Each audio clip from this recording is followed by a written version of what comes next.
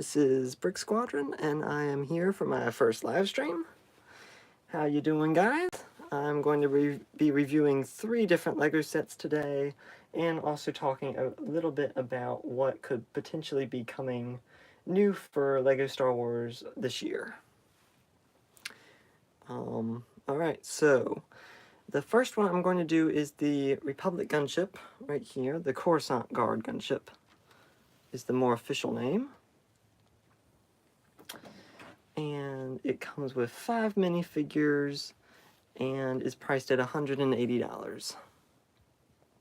So basically, this is a redo of LEGO's previous Republic Gunships as they make better versions and figure out how to reduce the size, and basically just they wanted to change up the way the gunships were built, apparently, and their color sizes and differences. So I'm going to start with the build. Alright, so this is a dark red gunship with the normal 2 ball laser cannons right there. It has the missile launchers or engines up there. 2 opening cockpits that you can put your minifigures into, along with opening side panels. It also has 2 turbo lasers right there on the wings. These don't move. And these side panels where the troops come out also open, and they are functioning mechanisms that make those doors open right there, if you can see that.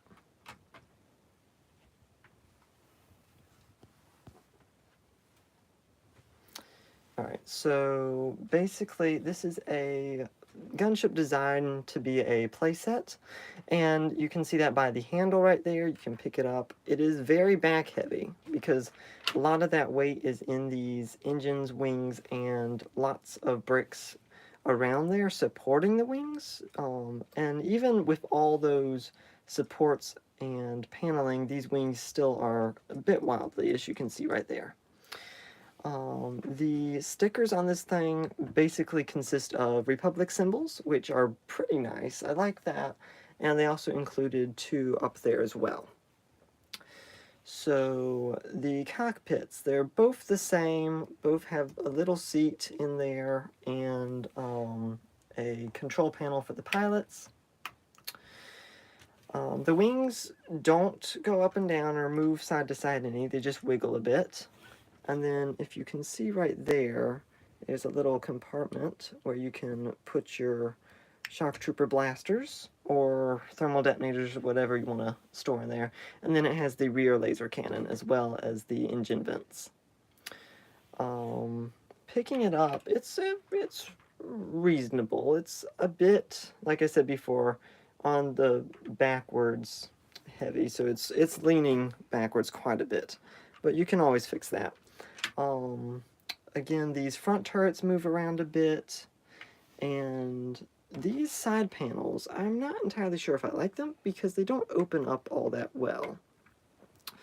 You can store stuff inside there if you want to mess with these a bit to sort of increase the amount of space you have in there. And both of these wing panels, or the troop panels, open. And there's a good amount of room in there. Again, with the amount of space that you can fit your hand in, there's not a lot.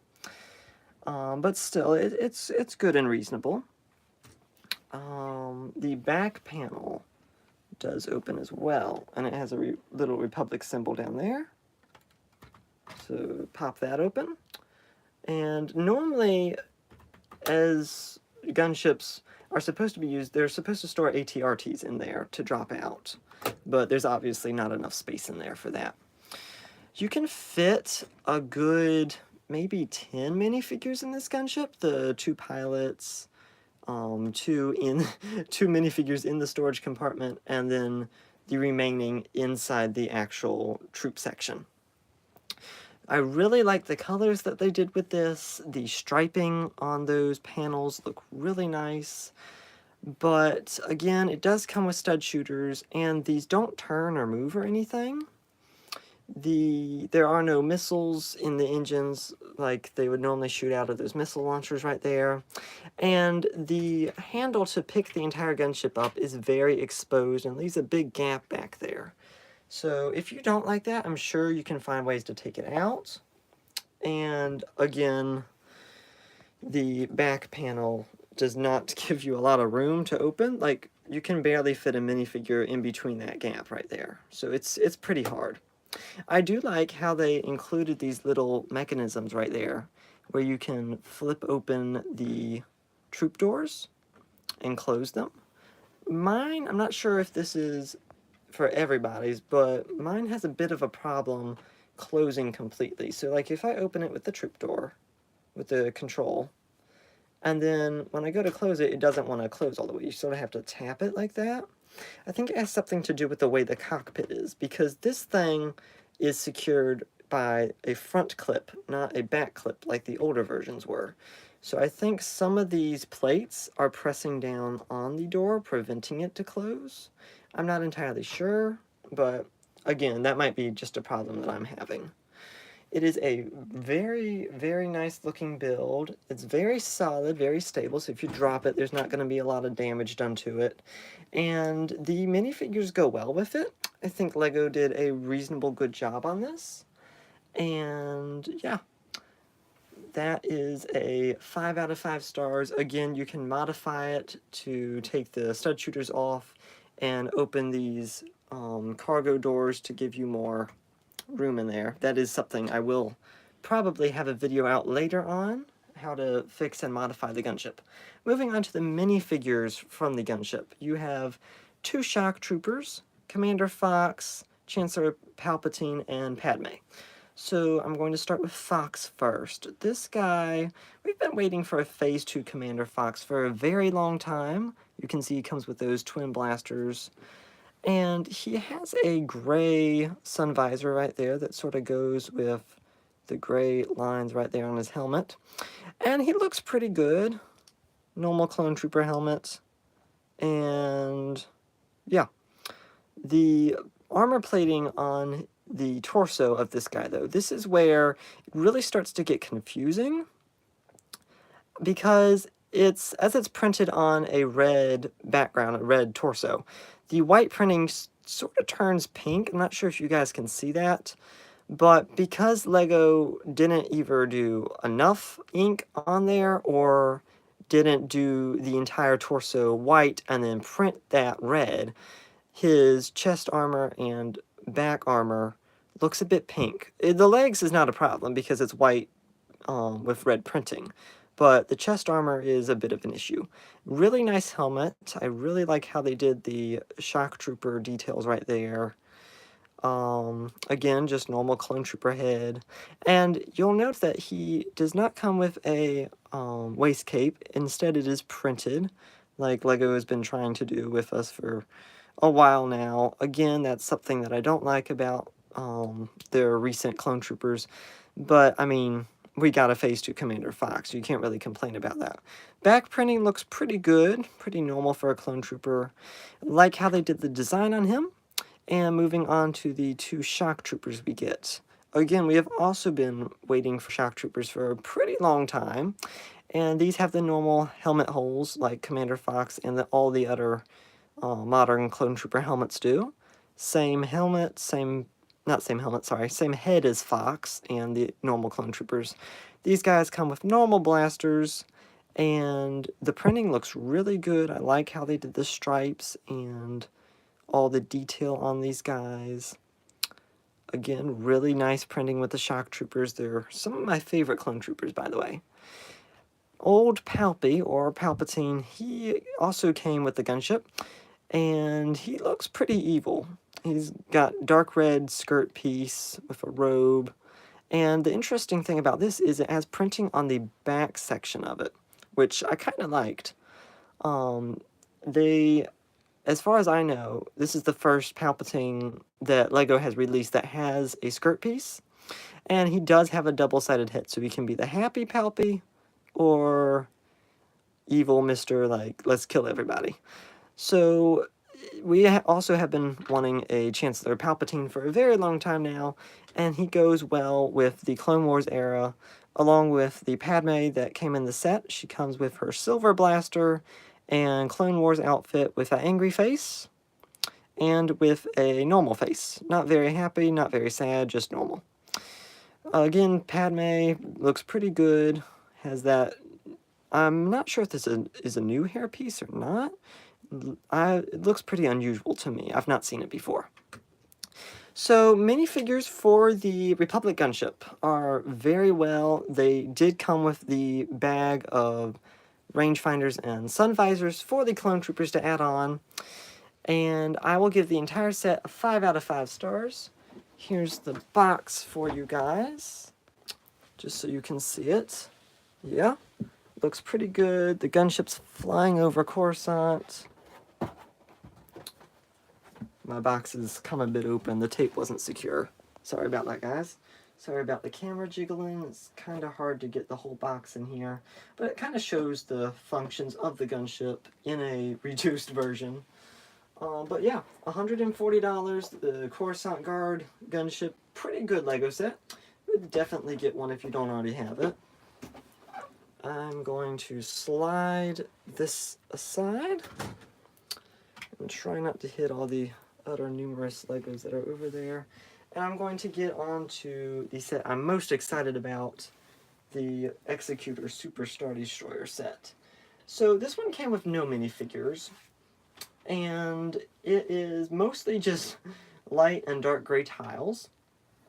But the weird thing about this is it is a 40th anniversary Return of the Jedi set, and came out last year, funnily enough. Oh, and Happy New Year's, everybody. It is 2024 today, in case anybody missed the giant countdown and fireworks that we all had, I'm sure. But anyway, this is a 630-piece set. It's got 2 of these funny little looking mini Star Destroyers right there that also came in the Advent calendar, like I'll get to eventually. And they just sort of clip on clear pieces to show the size and scale of the Super Star Destroyer. And yeah, it comes with a little plaque, and it shows the name and the Star Wars logo, which is really nice. Again, I'm not sure if this is a Ultimate Collector's Edition or series, or if it's just a normal Lego set that Lego kind of did a special thing for, because it doesn't say on the box and it doesn't say in the directions. I'm guessing that it is, though, because it has a nice black stand. The box, if I can get it for you guys, is really nice looking. This was a $70 set that only Lego was selling. You couldn't get it at Amazon, you couldn't get it from Target. Yeah, it's a really nice box. This is one of my favorite sets that I got this year, and I will continue to do reviews on Lego Star Wars sets like this in the future. This is my second UCS set, if this is what it is. I'm not entirely sure if it is again. I'm going to get into the detailing of the set now.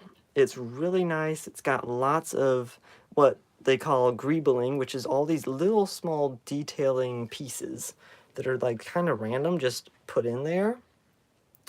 And it's got the command tower for the Super Star Destroyer, where the A-Wing runs into. Yes, I'm sure we've all had a bit of a confusion about how an A-Wing took out the Super Star Destroyer on its own, but apart from that, it looks really cool with all the detailing on it, and it's kind of got like this little, like the superstructure is inside this wedge, kind of, which I really liked that Lego managed to fit in, because they did the angling for these side hole pieces, and then additionally did the inside separate. So these were attached on the set at an angle, as you can see. And then the back of it, the engines right there, got lots of engines, like the normal Super Star Destroyer. Something I think they could have fixed differently was, you've got these little plates right here that aren't really doing anything. They look like you could have attached something there, but yeah, Lego decided not to add anything on. And another weird thing about this set is you've got these two sections down here that have the possibility to attach something on there. And the Superstar Destroyer does come off of the stand, which is pretty cool. So right here, it has two of these, and they had these grill pieces on both. I just put this plaque on that one to make it look nice.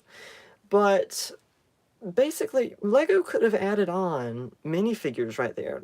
The stand looks really great with them. It could have happened. Even if the minifigures were as, like, normal as a Darth Vader and an Emperor Palpatine. Like, if Lego had added minifigures to the set, I'm sure a lot more people would have liked it, and a lot more would have bought it. I'm going to get on about the bottom of the Superstar Destroyer. It is very plain and very weird. Just stacked plates, like you can see. Not a lot to it. I did like how they did these engines. These are, these do come off. They just attached them on there like that. So again, it's just the normal plates, but you can just basically pop on the engines, which I thought was really cool. And these smaller Star Destroyers do have that clear piece that you can attach pretty much anywhere onto the Super Star Destroyer, but the directions had them going on there.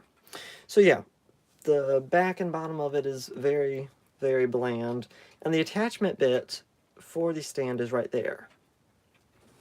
Alright, so basically, the Super Star Destroyer is a $70 set. You get two tiny little Star Destroyers and then this big honking thing right here. Really nice set, really liked it. It could have come with minifigures. I'm going to give it a 4.5 stars just because Lego did this weird thing where we didn't get any minifigures with it. But other than that, I would definitely get this set. It looks really nice. I'm going to try to find a space to display it in here. There's not a lot of room, but I'm going to get on with the advent calendar. And so I'm going to slide these out of the way. And I'm going to pull out the advent calendar. Alright, so this is the box for the thing. Yeah, there's a lot going on here, like the normal advent calendar boxes, 320 pieces. It had a weird pricing, though. It was $40 instead of $30 like normal, but it did go on sale after Christmas. And then the back of it opens up like that, so you get all the little boxes right there, and then the nice little, like, play scene, play mat, whatever. And then that's the back of the box, with the flap folded up. Alright, so the little builds and sections for the advent calendar, we have a snap for the battle droid that comes in it, a normal battle droid, a 2/12 clone trooper, a command post for that clone trooper, which I thought was pretty funny because we got a clone command station earlier as an actual set, and then Lego decided they needed to do a little mini build of that as well. We have one of those mini Star Destroyers like in the Executor set, pretty much the exact same build except for some coloring differences. A Clone Trooper tank, which has, I'm not sure if this is a new piece or not, but it's kind of like a plate tall brick here with a little hole in the top, so I thought that was pretty cool. Not sure if that's a new piece or not, just wanted to point that out. ATST, I'm not sure if this is the Rogue One version or what, but it's got little legs right there that it can sort of walk around on. We have the Ewok Village. That clone trooper fell over.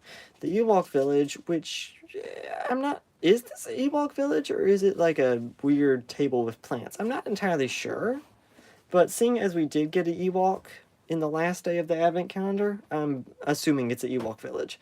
This is a Christmas version Ewok with a little party hat or a Christmas tree right there, and he's holding a cookie. We had a repair droid dressed as Santa Claus with a bag. I'm assuming that's presents. We had a droid tank, a AT, which is another thing that LEGO's done. I'm noticing more and more with these advent calendars, they like to include sets that they've either already done or are about to do. And the AT was one of those. We have Omega.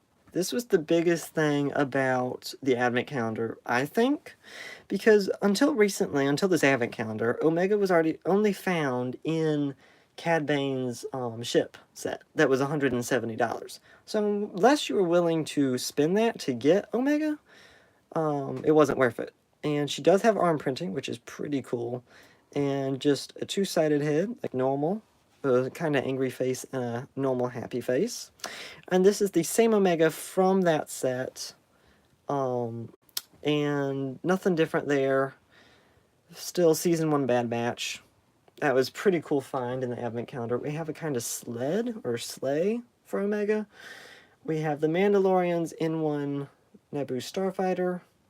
Pretty cool build. Like the use of pieces here. We have a speeder bike. I think this is the indoor speeder bike. Really like how they did these elongated lightsaber pieces as the speeder bike veins, though. I thought that was pretty cool. And it makes sense that it's a speeder bike because we have indoor Leia in the set as well. There was only one other set that she came in, and that was the indoor diorama set. Another reason not to get the diorama sets. She has a double-sided head with a happy face and a mad face. Comes with a blaster and a cookie, I'm assuming for the Ewok, since the Ewok also has a cookie. Really nice minifigure right there. Another one is old Palpy himself, Emperor Palpatine. He comes with a coffee cup and some lightning bolts, so I guess somebody didn't give him the right kind of coffee or something. Normal black hood without the little edge piece there. He has a mad face and a grumpy face. So basically no happy face for Palpy. He has a Death Star sweater with just normal sweater patterns on the back. Cad Bane Starfighter also came in here, which the tail does move when it's landing and when it goes back up in flying mode, which I thought was pretty funny, like the actual set does. And we have the indoor bunker, which is pretty small. And of course, with every advent calendar, you have to have a gonk droid. This is one of the funniest builds in the entire set, because the gonk droid ain't really a droid, he's more like a reindeer this time. So yeah, you have your gonk droid reindeer, and you have the sleigh for the gonk droid to pull, and you have the Santa Claus for the gonk droid, and the sleigh. Yeah. So there's also a Hailfire droid mini build, which I thought was pretty cool, because if LEGO does their normal pattern of putting sets they're going to release in advent calendars, then we could be seeing the Hailfire droid sometime soon this year or next year, or maybe they're just trying to confuse us with it in there. But again, nice little build. We have the Imperial shuttle right there with moving nose and foldable wings. Kind of looks pretty funky the way its main panel is right there, but still it's a good advent calendar build. We have, I think, a Ewok glider, since that's really all the explanation we get from this is on the front of the box, where the Ewok is on the glider. So I guess that's for him to get to his village? I don't know. And we have Palpy's spinny chair, his black evil chair that you can sort of sit him in. Pretty funny that we got that with him. And then we have the indoor shield generator. This is the big antenna in the background that blows up on indoor after the strike team gets through the base. Basically, that's it for the advent calendar.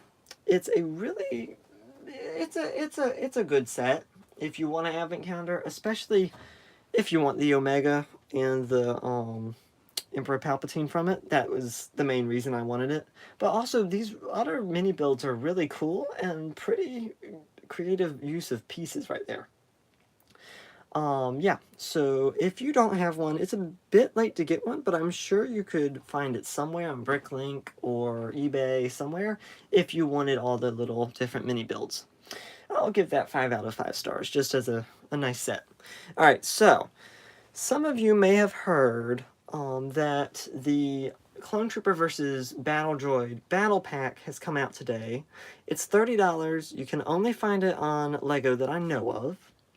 And it's basically, it's got one of these shock troopers, and the main thing was that the new battle pack has two plan phase 2 clone troopers, not the shock troopers, just normal clone troopers, like just plain white clone troopers, which is really cool. Normal helmet holes in them. It also comes with 2 normal battle droids and 3 new super battle droids, as well as a tri-droid. So I'm definitely going to be picking up 1 or 2 of those in the future to review and go over with you guys. I hope you have enjoyed this live stream. Make sure to subscribe to Brick Squadron because it's free. It helps out a lot. I appreciate it. And I will continue doing videos like these and maybe a couple live streams soon. Thanks for taking the time today to watch. And I'll see you next time. Bye, guys. If I can figure out how to end the live stream. Hold on. Sorry, guys. And